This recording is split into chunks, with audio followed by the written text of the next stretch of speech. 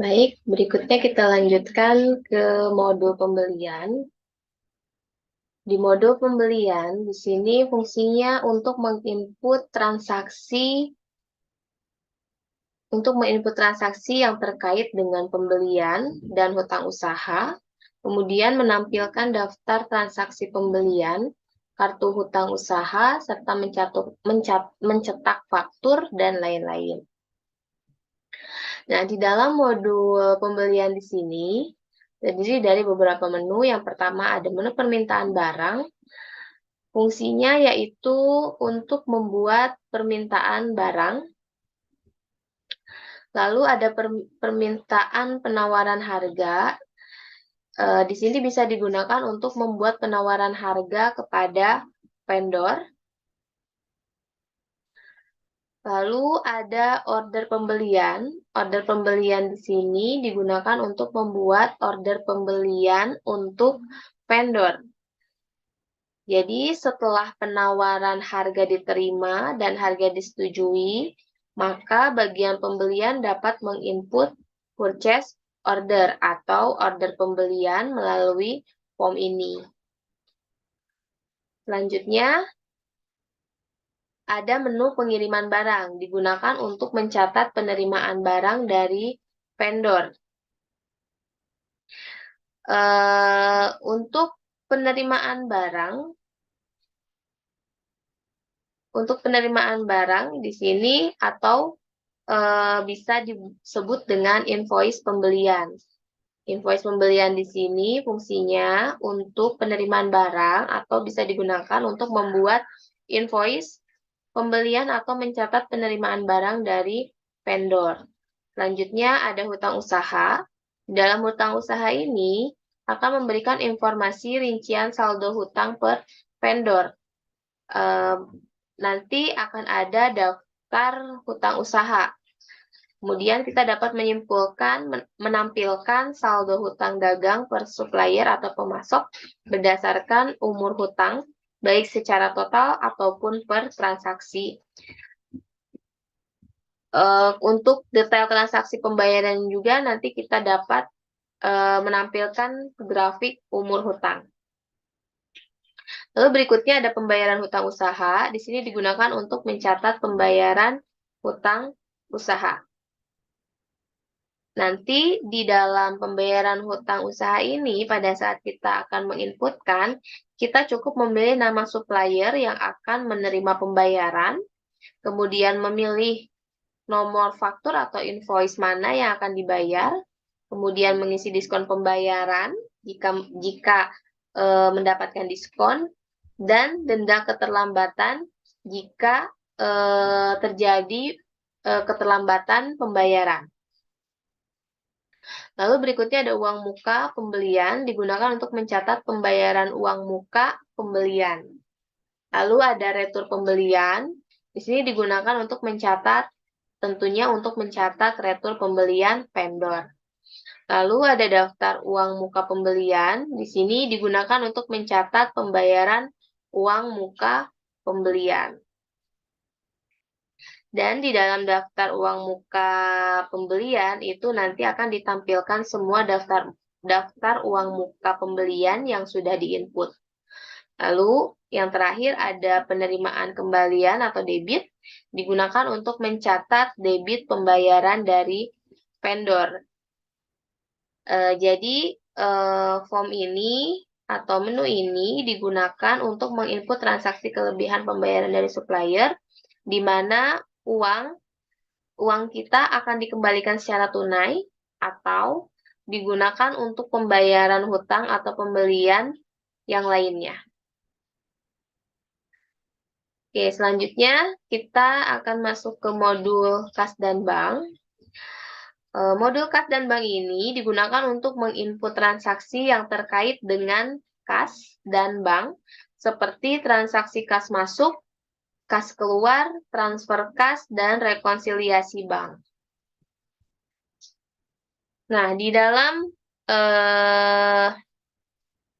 area kerjanya ini terdapat kas keluar, ya.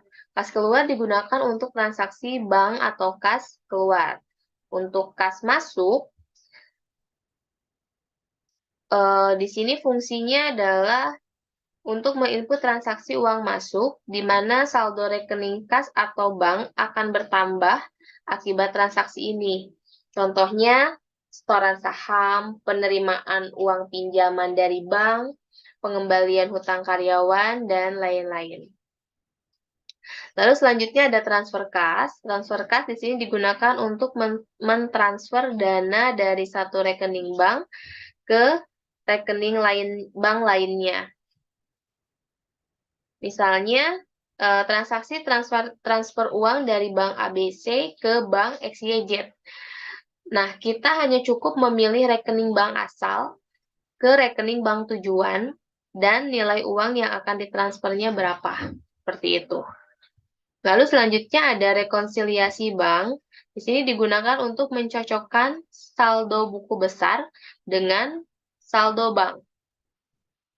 Jadi melalui form ini atau melalui menu ini, kita dapat menyamakan transaksi uang masuk atau keluar yang dicatat di Zahir dengan membandingkannya dengan laporan rekening koran atau buku bank. Lalu ada giro masuk. Giro masuk ini digunakan untuk menampilkan daftar transaksi giro masuk dan pada daftar ini diperuntukkan juga dalam pencairan dan pembatalan giro. Sedangkan untuk giro keluar, digunakan untuk menampilkan data transaksi giro keluar, dan pada daftar ini diperuntukkan juga dalam pencairan dan pembatalan giro. Selanjutnya, kita akan masuk ke persediaan.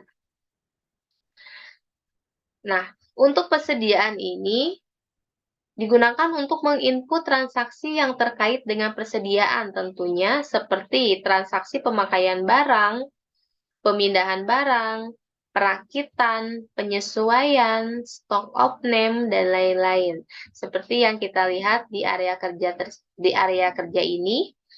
Di sini ada form data produk, kemudian ada data pemakaian atau penyesuaian barang, lalu ada data pemindahan barang, ada transfer barang antar gudang, stock of name, produksi, perakitan, penguraian, penerimaan barang konsinyasi, retur barang konsinyasi, lalu penentuan harga jual, dan manajemen persediaan. Nah, di data produk, di sini, di form data produk, itu menampilkan daftar persediaan, membuat, mengedit, dan menghapus barang. Jadi, bisa juga di data produk ini melihat pergerakan barang, kartu stok, serta grafik analisa penjualan barang. Lalu selanjutnya ada menu atau form pemakaian atau penyesuaian barang. Di sini digunakan untuk mencatat pemakaian atau penyesuaian barang. Misalnya barang A di gudang digunakan untuk proses produksi proyek B. Maka gunakan transaksi ini untuk mencatat barang keluar. Lalu selanjutnya ada form atau menu pemindahan barang. Form ini berguna untuk transaksi produksi di mana dalam suatu kejadian dihasilkan satu atau beberapa produk baru yang memerlukan beberapa bahan baku dan pembantu. Contohnya, transaksi di sebuah pabrik bakery atau roti akan menginput hasil produksi sebanyak 100 buah roti jenis A, di mana diperlukan 10 kg tepung terigu dengan 2 kg gula, dan seterusnya.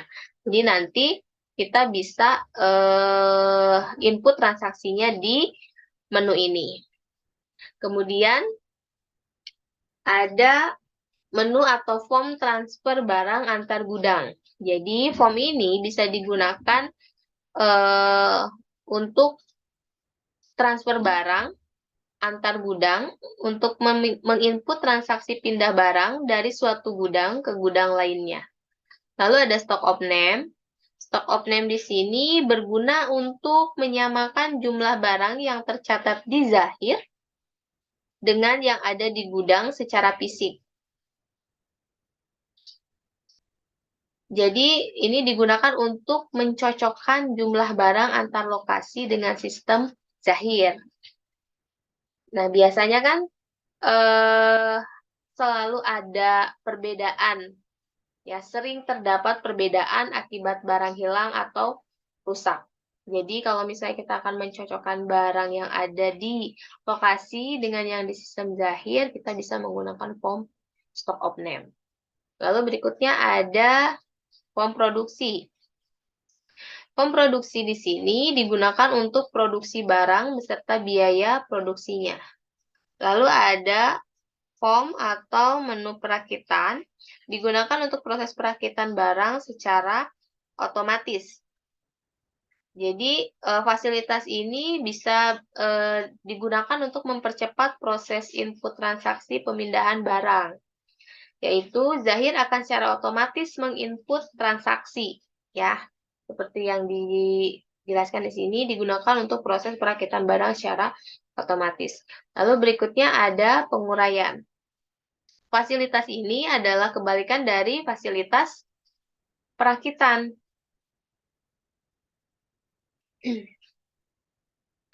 Fasilitas perakitan, Zahir akan secara otomatis memecah kembali barang jadi menjadi barang-barang penyusunnya sesuai formula yang ditentukan di masing-masing barang hasil produksi.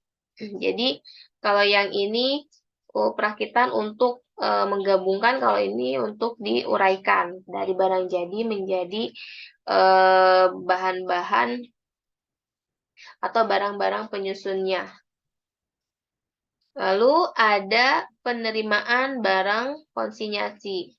Untuk penerimaan barang konsinyasi, di sini sangat menyerupai dengan transaksi pembelian atau penerimaan barang.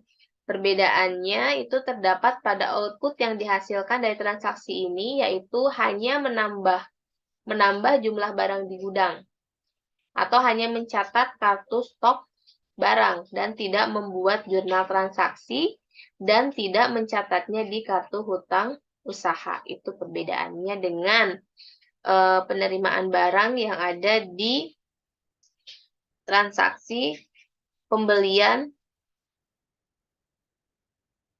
Lalu berikutnya ada retur barang konsinyasi, digunakan untuk mencatat pengembalian barang konsinyasi. Ini juga serupa dengan retur barang pembelian, ya. Jadi hampir sama dengan transaksi retur pembelian. Cuma perbedaannya terdapat pada output yang dihasilkan transaksi ini, yaitu hanya mengurangi jumlah barang di gudang. Ya, untuk bedanya itu hanya mengurangi jumlah barang di gudang. Kemudian ada penentuan harga jual. Ini digunakan untuk menentukan harga jual. Berguna untuk menentukan harga jual per masing-masing barang berdasarkan formula dan parameter yang kita pilih. Lalu yang terakhir ada manajemen persediaan, digunakan untuk mengelola persediaan. Jadi berguna untuk membuat proyeksi pemakaian atau penjualan per masing-masing barang berdasarkan histori penjualan barang pada bulan-bulan sebelumnya. Selain itu juga berguna untuk penentuan level minimum barang secara otomatis yang akan menjadi dasar pembuatan purchase order otomatis. Lalu berikutnya kita lanjut ke modul laporan. Nah, untuk modul laporan ini dapat digunakan untuk menampilkan daftar laporan yang tersedia, seperti untuk mencetak laba rugi, kemudian neraca, aliran kas, dan lain sebagainya. Nah, untuk tampilannya ini seperti ini, ada laporan keuangan, ya. Di sini fungsinya menampilkan laporan keuangan, buku besar, kas, dan bank. Lalu laporan penjualan dan piutang, di sini nanti bisa menampilkan laporan penjualan dan piutang usaha. Kemudian ada laporan pembelian, nanti akan menampilkan laporan pembelian dan hutang usaha. Lalu ada laporan barang. Di sini akan menampilkan laporan dan analisa persediaan. Dan yang terakhir ada laporan-laporan lainnya seperti laporan data nama alamat, harta tetap, proyek, dan departemen. Nah, jadi nanti di sini pada saat kita klik laporan keuangan, ada laporan untuk laporan keuangan itu terdiri dari laporan laba rugi, neraca. Ya, di sini ada arus kas, rangkumannya. Arus kas rangkuman, ada arus kas rincian, laba rugi 12 bulan, laba rugi anggaran versus realisasi, laba rugi perbandingan kolom, dan di sebelah kanan ini adalah bentuk pre-review ya, preview dari laporannya, tampilan laporannya seperti apa. Jadi kalau misalnya kita klik laba rugi standar, oh berarti tampilan laba rugi standar itu seperti ini gitu ya. Selain laporan keuangan, di sini juga di laporan keuangan itu ada buku besar. Jadi nanti buku besar misalnya mata uang sebenarnya, kemudian ada buku besar mutasi, lalu ada buku besar standar, buku besar mutasi dengan mata uang sebenarnya. Nanti tampilannya akan previewnya bisa dilihat di sebelah kanan. Lalu ada daftar jurnal semua transaksi. Misalnya kita klik, nanti akan muncul di sebelah kanannya. Lalu ada daftar rekening, jejak audit, rangkuman, jejak audit rincian, kemudian jejak audit semua transaksi, dan jurnal umum. Lalu ada tab kas dan bank. Di sini untuk kas dan bank nanti bisa ditampilkan giro keluar berdasarkan hari jatuh tempo. Jadi di filter berdasarkan hari jatuh tempo. Ada giro keluar saja yang keseluruhan, kemudian giro masuk berdasarkan hari jatuh tempo, per hari jatuh tempo. Lalu ada giro masuk untuk keseluruhannya.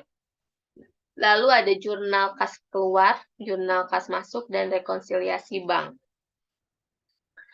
Lalu di laporan penjualan, jika diklik nanti akan muncul laporan-laporan penjualan, misalnya jurnal penjualannya, kemudian ada jurnal potongan penjualan, ada penawaran harga, rangkumannya, kemudian penawaran harga secara rinci, penawaran harga sederhana, kemudian ada pengiriman barang rangkuman, pengiriman barang rincian, pengiriman barang sederhana, dan seterusnya. Pokoknya yang berhubungan dengan penjualan. Di sini kita kalau misalnya pengen lihat laporannya seperti apa, bisa dilihat di sini. Bisa kita gunakan sesuai dengan kebutuhan kita. Misalnya kita mau lihat penjualan sederhana nih, tinggal diklik saja, nanti muncul di sebelah kanan tampilannya. Lalu ada tab piutang usaha. Nanti kartu piutang per mata uang dasar atau kartu piutang per mata uang sebenarnya, kartu piutang per sales misalnya. Nanti kita bisa cetak laporan ini berdasarkan kebutuhan yang kita butuhkan. Lalu berikutnya ada laporan pembelian hutang. Kalau laporan pembelian hutang berarti nanti ada 2 tab, pembelian dan hutang usaha. Nanti untuk pembelian seperti jurnalnya, jurnal pembeliannya, kemudian pembelian secara rinci, kemudian ada pembelian bernilai negatif, misalnya ada pembelian per pemasok, saya kita butuh pembelian per pengiriman barang nih, nanti kita tinggal klik saja, nanti laporannya akan membentuk seperti ini. Jadi per pengiriman barang. Ada juga misalnya pesanan pembelian nih, pesanan pembelian per kelompok, ya, per kelompok. Per kelompok apa? Per kelompok barang misalnya. Lalu ada pesanan pembelian per pemasok, berarti nanti dijabarkan per pemasok.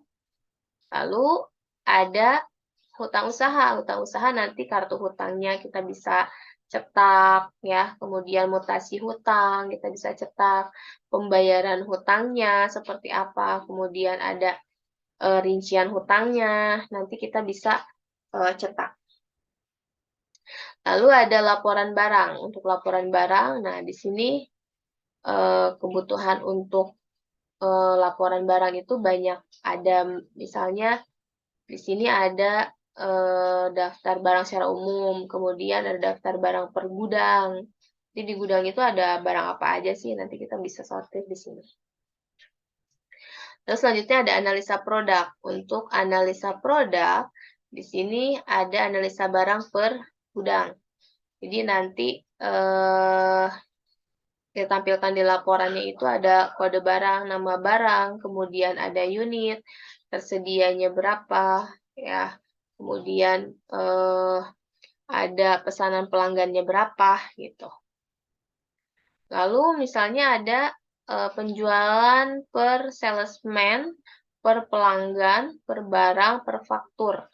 Jadi di sini bisa dilihat nanti untuk penjualan per salesman, kemudian per pelanggan, per barang, per faktur.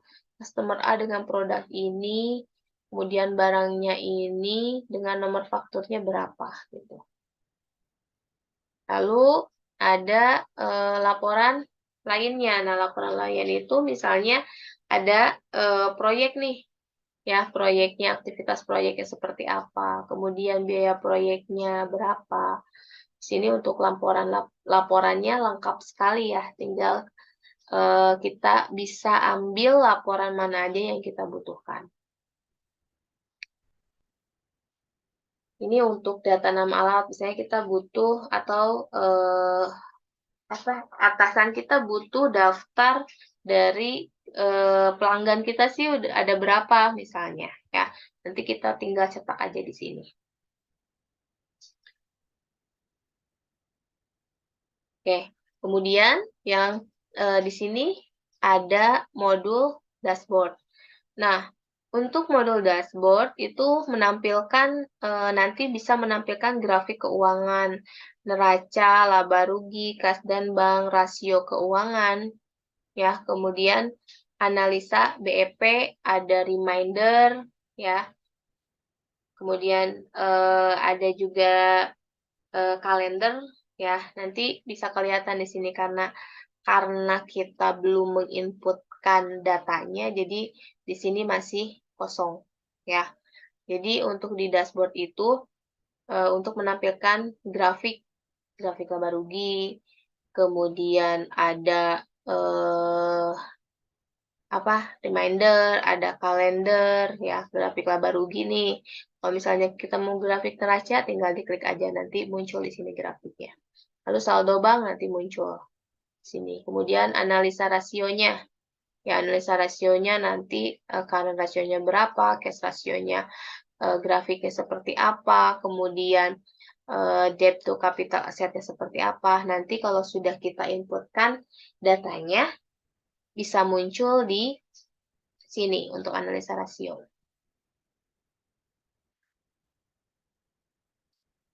Oke, baik.